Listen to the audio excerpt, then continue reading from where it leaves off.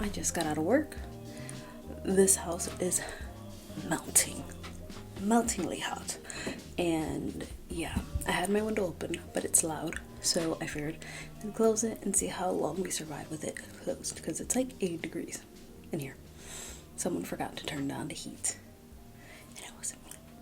I am drinking a green juice mixed with like some good fruit too, like apples, oranges, pineapple.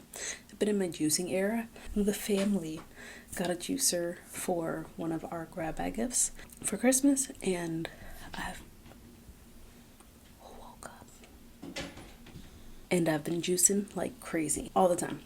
So I've juiced already 3 times and it's only been a week. I love it. So I'm going to church this morning with kind of no sleep, so we're going to just do something light.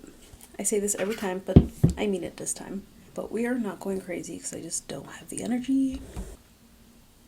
I don't know, and I feel like my winter shade is really wintering because like this is my concealer shade and I feel like it looks darker than me, except for my dark circles.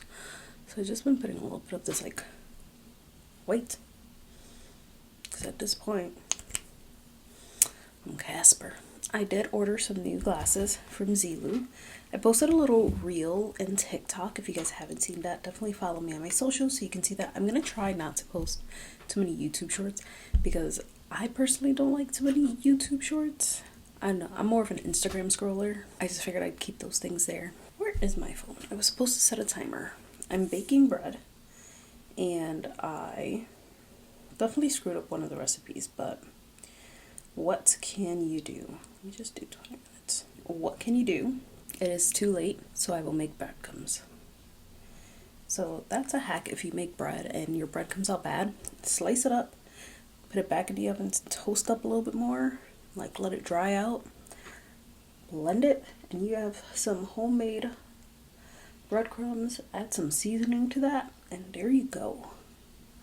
It's literally what we do all the time because I ruin bread a lot. Or if you bought bread and it's going bad, just turn it into some breadcrumbs. My concealer, not the best job I've done. Oh, what was I saying?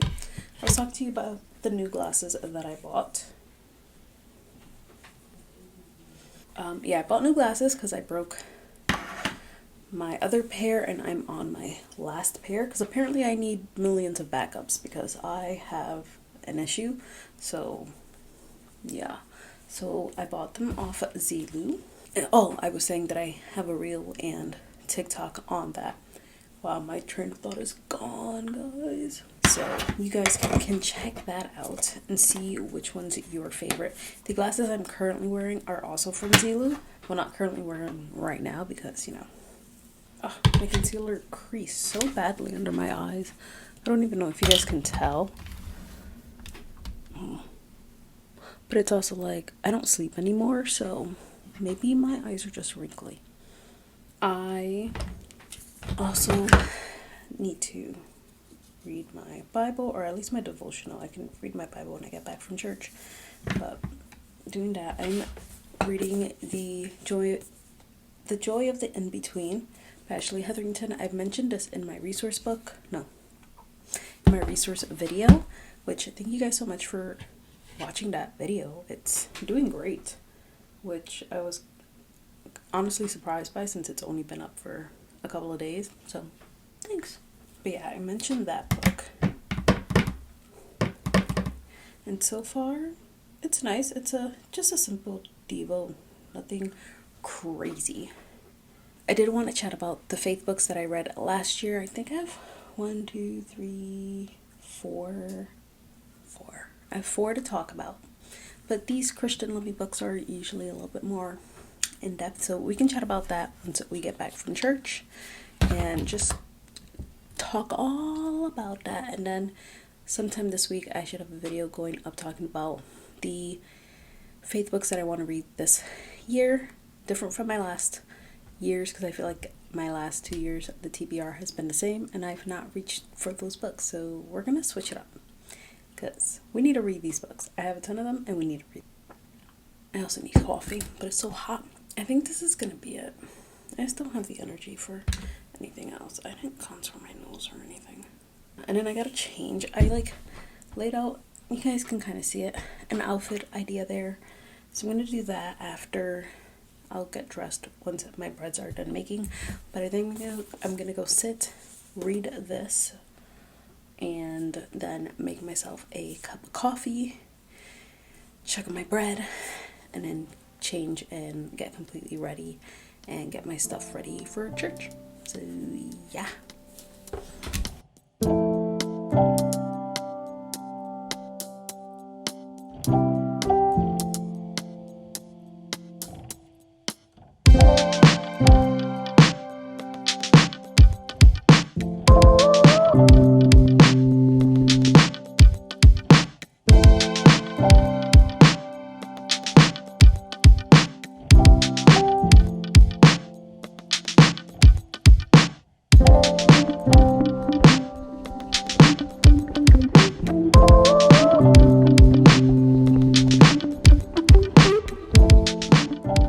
Bread is done, cooled, buttered, and delicious. Shouldn't have taken a bite out of that. Should have waited. Alright, so I figured I would chat about the faith books that I read. Excuse me. The faith books that I read in 2024. And I figured I would just start off with one that's not necessarily a faith book, but it's a Christian romance mystery suspense. And it's Without a Trace by Colleen Coble. This was actually recommended by one of you guys, and I finally got to it this year. I bought it last year, finally finished it, and I did listen to a majority of it in audio book form, and I really enjoyed it in audio. I think the narrator was really good, and yeah, I think I just don't like romance, like strictly romance in audiobook. But this was really good. I plan on continuing the series, and it's very similar to Dee Henderson if you read any of her books, but I feel like this is a quicker pace, and a little bit more captivating, where Dee Henderson writes a very slow, almost sometimes there's not even like the romance is so minute, but it's a very slow moving book, which I enjoy. But this was really good too. So I'm getting the next one, which is Beyond a Doubt, and hopefully I place that order and it gets here soon. Now the next 4 books that I read are faith related, Christian living. I'm gonna start off with this one. I've mentioned this book time and time again on my channel for the past 2 years. This is The Holiest of All, an exposition of the Epistle to the Hebrews by Andrew Murray. And this is basically his breakdown of the book of Hebrews, verse by verse. And it's a thick book. It's 600 pages or something like that, almost 600 pages. It is very thorough. And his writing style is a little harder to understand because this was a book published in 1890s. That's when he wrote his foreword. So I'm assuming it's around the time that it came out. So it was a very, very good book. I marked up as much as I could, and then I just stopped caring about the tabs because there were just too many. And it was so good. This, I will say, if you're going to get this book, do not get the abridged version. When we got our books, we did not realize it was an abridged version. And this is an abridged version for the Kenneth Copeland Ministries, which I'm not about. So they did remove a few chapters, but my spiritual mama, who was leading the group, she had the original book and was able to give us copies, so that way we can see what chapters were removed. If you want to know, they do say in the beginning they do say that they removed chapters, but they don't say what they removed. And what they removed was about chapter 12 of Hebrews. So chapter 12 verse 3, verse 7, 8, 9, 10, 11, 12, 13, and then a paragraph from the chapter that has verse 14. So just so you know what is missing if you guys decide to get this book, hopefully you buy a version that's not abridged and you get the full version. I'm not for the Copeland Ministries, and so we wouldn't have gotten this version if we had known that. But besides that, that's the only part that was taken out. But it is an excellent book. If you are looking to study the book of Hebrews, this book is an excellent book to read. So is Made According to Pattern. And then I have a little booklet, and it's called Jesus in the Old Testament or something like that. If I remember, I will put it up somewhere here. And I think of a video talking about all the prep books that we went through. It's a really short book. It's like 30 pages, and it just talks about how Jesus is in the Old Testament. But Made According to Pattern is talking about the tabernacle of Israel and just how it relates to just how God made each piece of the tabernacle, the curtains, how everything was laid out, the gold used, the things that were facing in certain directions, how everything had its purpose and it was important. It all had meaning, and that's what this book is about. And I believe he does have other ones talking about the feasts and some of the sacrifices and stuff. So these books are great to read if you are looking to study the book of Hebrews more in depth, and I highly suggest them. This is an easier read, by the way. I read Liberated Through Submission, God's Design for Freedom in All Relationships by P.B. Wilson. This was a reread for me, so this is probably my third time rereading this, and I don't think I'm going to read it again this year because I have other books I want to read. But this is an excellent book if you're wanting a biblical understanding of what submission is. She goes through it in marriage and singleness, what men should know, what women should know, and all that. And I think it's very simple. It's a quick read. It's every time I've read this book, I've gotten something new out of it. I will say this last time rereading it, it took me longer to get through just because I had reread it the year before too. So I don't think I needed to reread it last year. But it is a good book. And if you're looking for something on submission, this is a great book. She's a very gentle writer. I did read another book about submission. Not last year, 2 years ago. And that author was definitely more like whipping you with the truth. There were a couple of things I definitely didn't agree with what she said, but she was just very much like, I'm giving you this advice, giving you these truths as if you are like this the last straw for your marriage. This is the last, like in all the extreme situations, that's what that author was. But I think sometimes people just need truth. They need it to be ripped off like a band-aid. They just need it told very bluntly and just like, this is truth and that is it. And that's what that book was. This one has a lot more grace. So if you want to learn more about submission, this is an excellent book.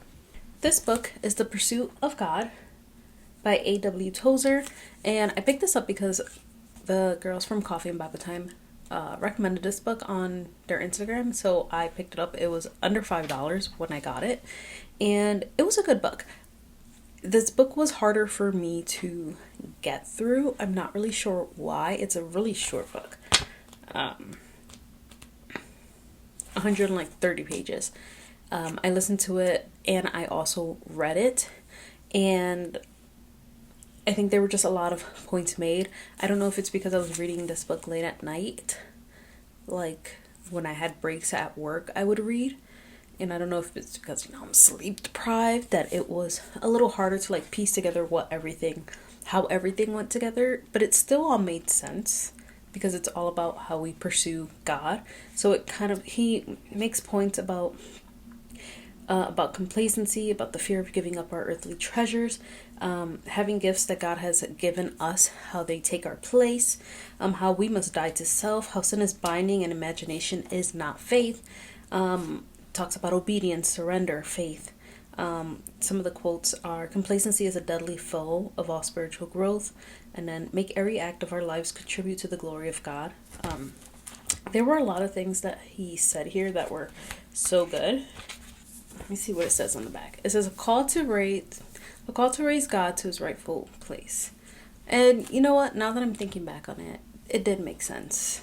They did all make sense. They kind of made points on everything that keeps us from putting God in his right place, and the correct way to view him. So yeah, I think I'm just sleep deprived. Good book, quick read, good listen to. I like the narrator for that too. I just listened on Spotify and I enjoyed it. So this is a quick read and a cheap read. If you're interested, I'll leave all these books linked down below. I'll see if I find the Holiest of All without the abridged version and link that too. And then the last book that I read was Do Not Be True to Yourself by Kevin DeYoung. Countercultural advice for the rest of your life. And this was a mixture of a few sermons he's given at graduations, plus more that he's put in there, and also a dissection of Psalm 1, which I thought was amazing. 56 pages, so quick to read through, but so powerful. He just this is good if you're in a change of life, you're planning on moving, or you're going to a new job, or moving to a new city, starting a new school, things like that. It's for big changes in your life. And I think it's such a good read because he's really just saying how, like, when big changes happen, we need to stay true to God and make sure that we're taking steps that are going to put him first. Like if we're moving or going off to college, finding a church, like he makes a point of saying, like, what are we going to do that first Sunday? And then he kind of goes through Psalm 1 and explains like what happens when we turn away from God. And I loved how he broke down the first verses. Blessed is the man that walketh not in the counsel of the ungodly, nor standeth in the way of sinners, nor sitteth in the seat of the scornful. And he just makes the point of how it's not just doing all those actions, but how this man was walking with these people, then standing with these people, and then sitting among them. It's an action of slowly getting closer to the wickedness versus pulling away. And I just thought that was amazing. Here he says the three verbs show progression. First, the man is walking, then standing, then sitting. The progression is from casual acquaintance. Oh my goodness, I can't read today. A casual acquaintance with sin to participation in sin, to entrapment by sin. That's how sin works. The blessed man realizes that little sins lead to bigger sins. Sin doesn't just want a part of us, it wants all of us. But the truth is that sin wants mastery over you. Sin wants to turn your walking into standing and your standing into sitting. The progression is from thinking to behaving to belonging. What starts out as a bad idea from a bad person ends up shaping who you hang out with and who you are. Something I've always said is, like, when you have people in your life and you're not sure if you need to create boundaries, step back from that relationship, you need to think, are you being a light in their life, or are they being darkness in yours? Especially if they're unsaved and not necessarily if living in sin, and it's starting to influence you and change the way you act, change the way you are thinking.